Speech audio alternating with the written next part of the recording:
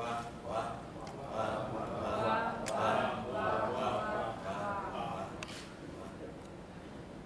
Wakil Menteri, Bapak Dirjen, ini ekspresi Papua. Ekspresi ini hanya ada di Papua. Di luar Papua tidak akan ditemukan ekspresi ini. Ekspresi ini dari Wamena yang mengungkapkan rasa gembira, rasa syukur, rasa bahagia. Jadi semakin dalam rasa syukur, gembira, bahagia ini, semakin banyak pengulangannya. Dan kalau tidak dalam ya mungkin satu kali sudah paham. Tapi kalau semakin dalam nanti banyak kali wah.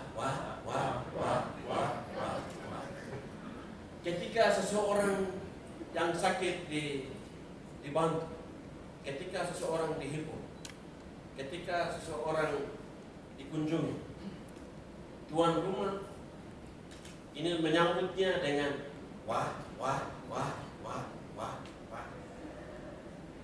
Pertemuan seperti begini luar biasa. Wakil Menteri dan Bapak Dirjen jauh-jauh dari Jakarta datang bertemu dengan kami. Hanya pertemuan ini Bapak korbankan seluruh sepanjang malam, nanti sepanjang sore. Ini luar biasa dan kami senang. Wah.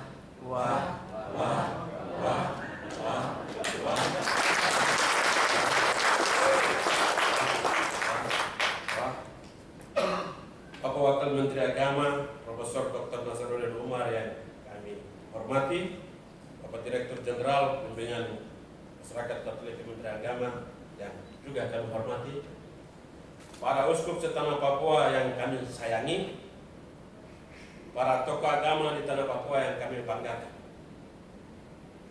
dan teman-teman peserta pertemuan lintas komisi tokoh umat Gereja Katolik setanah Papua yang kami cintai. Wah. Pertemuan ini kami berdialog dan mendalami tema membangun semangat dialog umat beragama demi kerukunan dan keutuhan Negara Kesatuan Republik Indonesia (NKRI). Dan subtema dengan pertemuan lintas Komisi Tokoh Umat Provinsi Gereja Merauke setanah Papua di Jayapura, kita tingkatkan kerukunan hidup umat beragama. Pertemuan selama 3 hari ini diisi dengan diskusi, refleksi, plan. Orang bicara dari pengalamannya dan kenyataan yang dia lihat. Semuanya ini memperkokoh komitmen Gereja Katolik untuk berpartisipasi secara aktif dan penuh dalam memelihara kerukunan umat beragama dan keutuhan NKRI. Kami bertekad untuk memelihara kerukunan dan kesatuan NKRI, tapi bukan melalui kekerasan dan pemaksaan kehendak, melainkan dialog.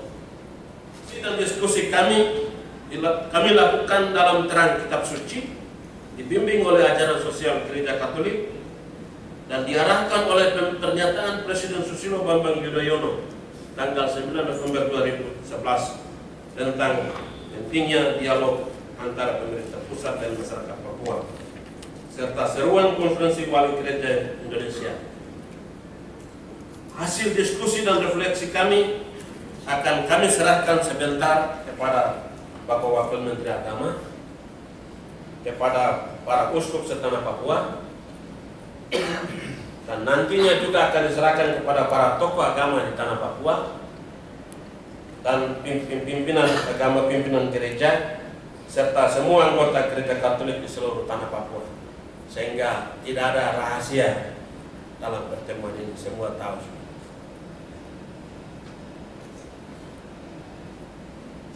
Dan sekarang izinkanlah saya membacakan hasil rangkuman pertemuan lintas komisi atau tokoh umat Katolik se-tanah Papua sebagai berikut. Kami menyadari bahwa kekerasan di tanah Papua merupakan suatu kenyataan yang terus-menerus berlangsung dari waktu ke waktu. Karena itu merusak kerukunan hidup beragama, dan mengancam keutuhan NKRI. Kami sungguh mendukung inisiatif pemerintah Indonesia yang berkomitmen untuk menyelesaikan masalah-masalah di Papua melalui dialog terbuka antara pemerintah pusat dengan masyarakat Papua, seperti yang dinyatakan oleh Bapak Presiden.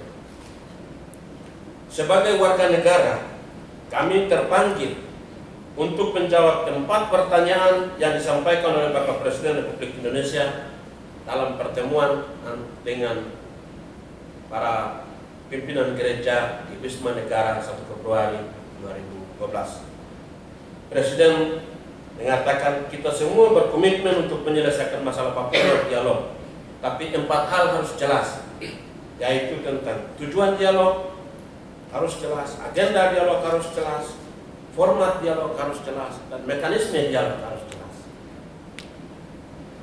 Dalam pertemuan kami selama 3 hari, kami berhasil merumuskan dan menyepakati pertama, pokok-pokok pikiran tentang dialog Papua untuk menjawab pertanyaan yang diangkat oleh Bapak Presiden. Kami juga mengidentifikasi indikator Papua Tanah Damai dan mengidentifikasi masalah-masalah yang perlu dicarikan solusinya demi menciptakan perdamaian bagi semua orang, dan merumuskan rekomendasi untuk ditindaklanjuti di tingkat Provinsi Gerejawi Merauke, Tanah Papua. 1. Pokok-pokok pikiran tentang dialog antara pemerintah pusat dan masyarakat Papua. Tujuan. Ada 3 tujuan. Pertama, menjadikan Indonesia sebagai negara demokratis, modern, dan beradab. Kedua, menjadikan Papua sebagai tanah damai. Dan ketiga, membangun sikap saling percaya antara pemerintah pusat dan orang asli Papua. 3 itu menjadi tujuan dialog. Tentang format dialog, kami menyepakati bahwa perlu disepakati oleh pemerintah pusat dan masyarakat Papua. Tentang agenda dialog, kami berpikir bahwa semua masalah di